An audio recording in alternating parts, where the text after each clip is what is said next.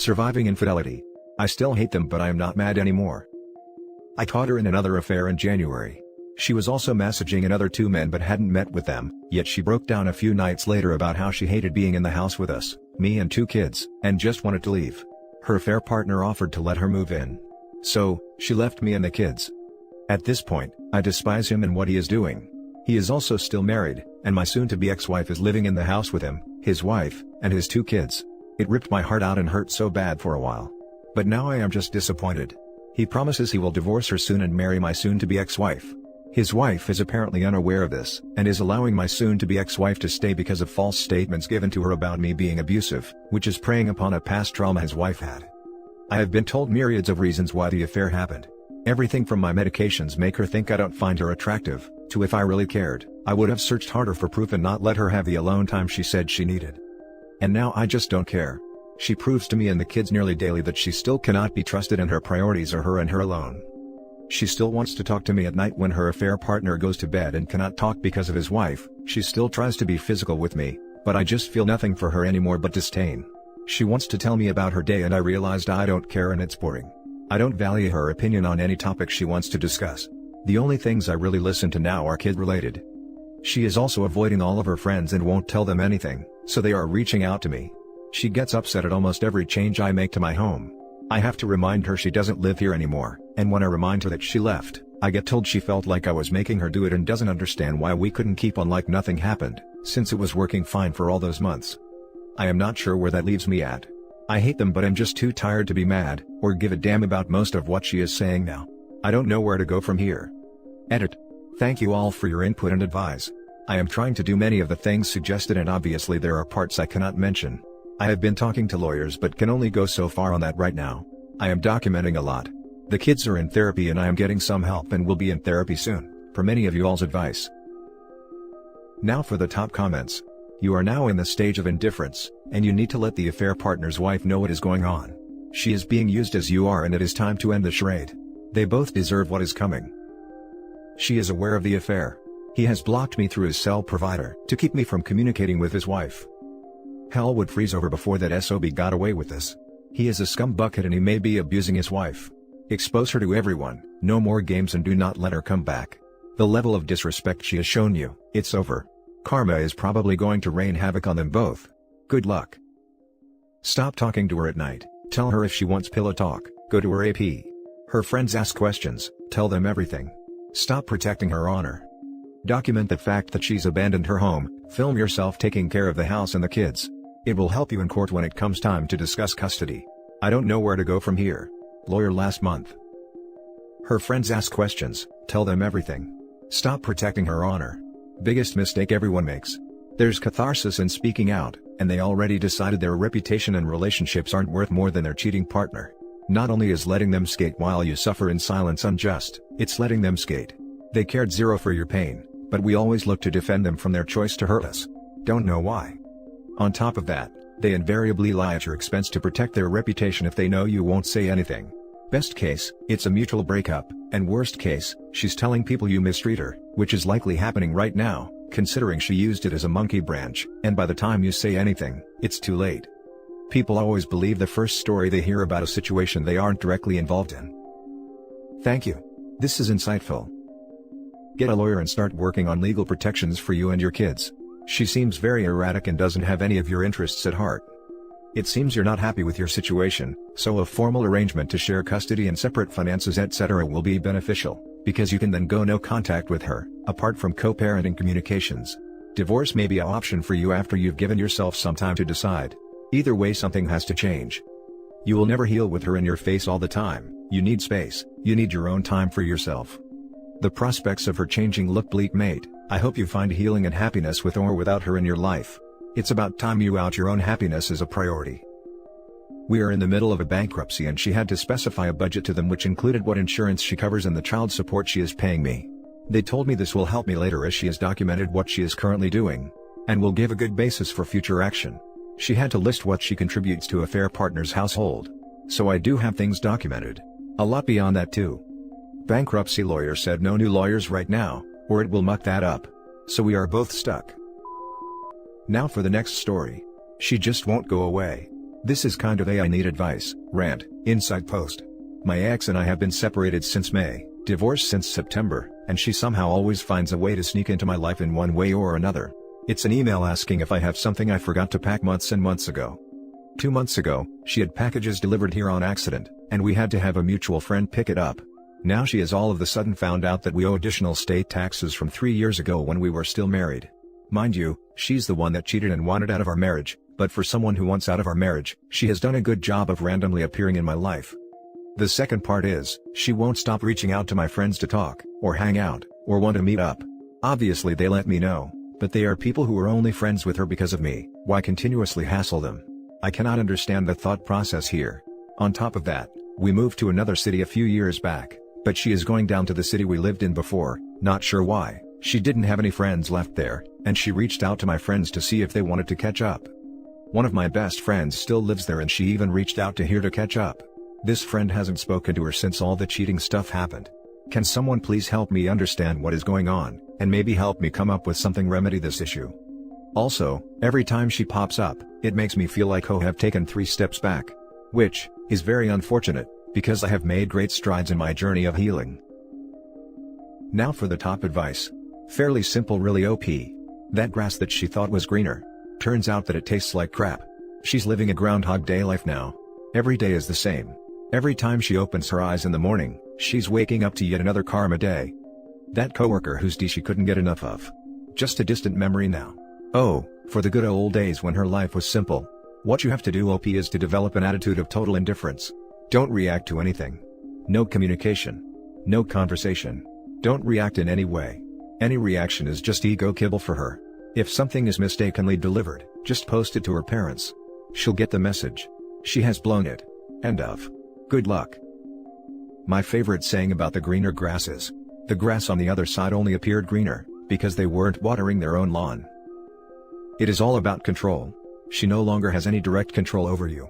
That won't stop her from trying. If she has no current information about you, it will motivate her to reach out to your friends.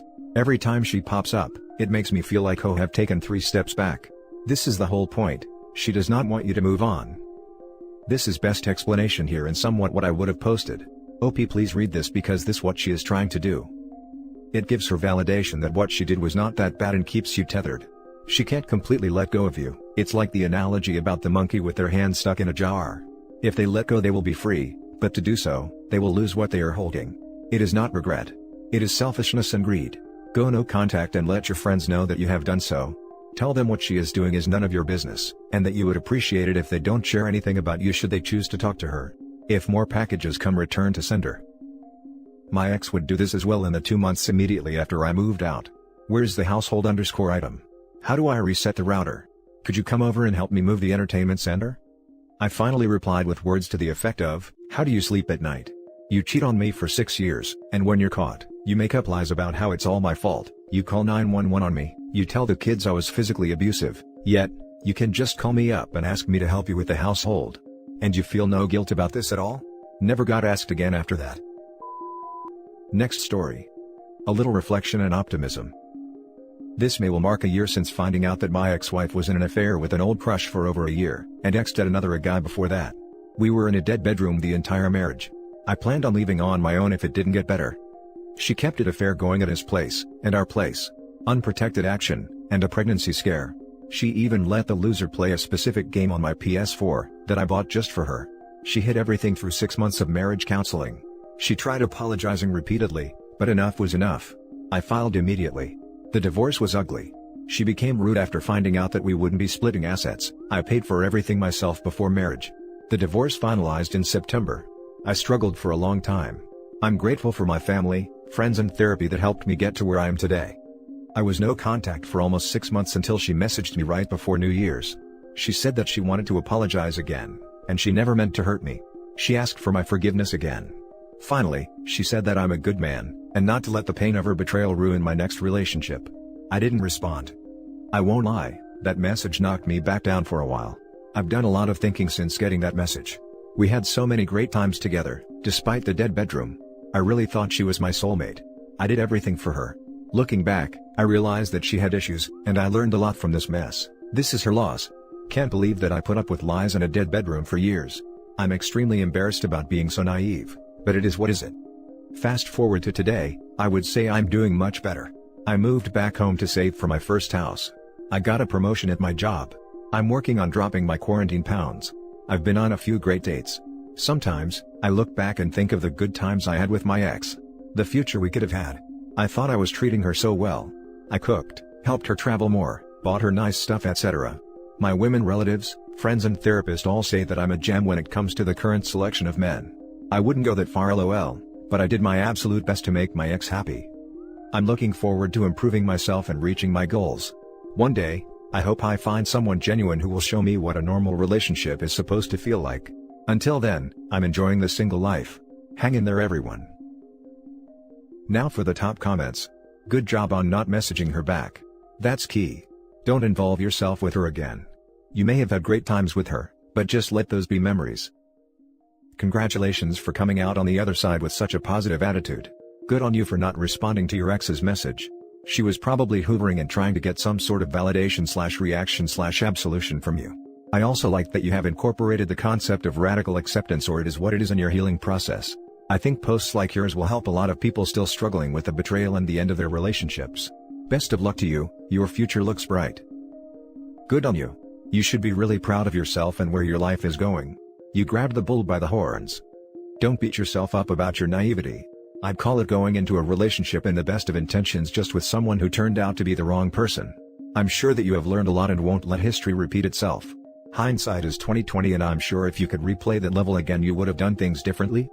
Well done on the promo, and I look forwards to hearing about a fantastic new house. You're on the right path. You're very lucky to be able to have a clean break with no kids and fully go no contact. Use your new knowledge and try your best to fully vet a new woman. I'm in the camp that legal marriage no longer serves a purpose under the law and would avoid myself. I'm okay with monogamy and living together and sharing a life, but once you sign a legally binding contract it gets super messy when things don't work out. Now for the last story. One day this week I didn't think about the betrayal until I first sat in my car to drive to work. Tuesday, in fact. I woke up, brushed my teeth, got dressed, made my lunch for the day, had a cold glass of orange juice. It tasted funny because of the toothpaste, and then headed out. I locked the door, I slung my bag over my shoulder and I headed for my car. I opened the car door, I slung in my backpack over to the passenger side and I sat in the driver's seat. I closed the door, put my seatbelt on and turned on the ignition. Then it all came back to me. I was betrayed. I still hurt. It's okay. But you know what? For the first time in almost 3 months, it wasn't the first and only thing on my mind that morning when I woke up. In the half hour or so it took me to get to that point, I was relatively human again. I was able to unconsciously be normal for the briefest amount of time. It was great. I'd forgotten what that was like. I consider this a success. In our shoes, the small victories mean everything. Take them where you can. I hope you find a small victory somewhere this weekend and can share it with us all. I think it'd be good to share them and inspire others to know that we are doing okay. No matter how small or insignificant that victory may be. I saw my cheating ex at Best Buy retail store cause obviously electronic fries is closed for good. I was there to buy computer equipment. As I passed by her to check out, she looked miserable and I totally ignored her like if she was a ghost. I guess a small victory for me? That's a victory in itself. I had a similar thing happen a few years ago where I was cheated on by an ex and I bumped into them at the store. They looked miserable and me being me, went over to talk to them. It's a horrible cycle to be in. You did great by just walking away. That sounds pretty great. Progress. I hope to get to that point, myself, someday. The car journey to and from work used to be my torment. It was the one place there I was truly alone and didn't need to pretend anything. It was awful. Even had to give up my car in the end as it was a guilt present and brought it all back. I'm glad you were making those small steps. They get bigger and then before you know it you're running a marathon. It's almost exactly 2 years ago for me my life crashed. I gave him another chance, which was the worst time of my life before discovering he had not ended it 6 months later. This time last year, waiting for the divorce, finalized in July, I am now finding myself again and so much happier. 1 year post-divorce this year. One thing I will say is never compromise and put yourself first. Good luck. I think this is why it hit me as soon as I entered the car. The car journey to and from work is a blessing and a curse at times. I've made so much progress in these journeys. I have so much farther to go though, through self-reflection, and thought that I probably should be grateful for, but some days they are really hard. Did you ever find yourself driving with no radio/music playing because you were so in thought, and not thinking of the silence because in your head, it was so loud and full of worry and uncertainty? I've had it happen so many times and it shows just how much these betrayals affect us deeply. Nothing else matters when you are so deep in thought. I hope you are doing okay. Thank you for your kind words. And that's it for this video guys. If you have thoughts to share, leave a comment below. Don't forget to hit like and subscribe if you like this content. I'll catch you in the next one. Good day everyone.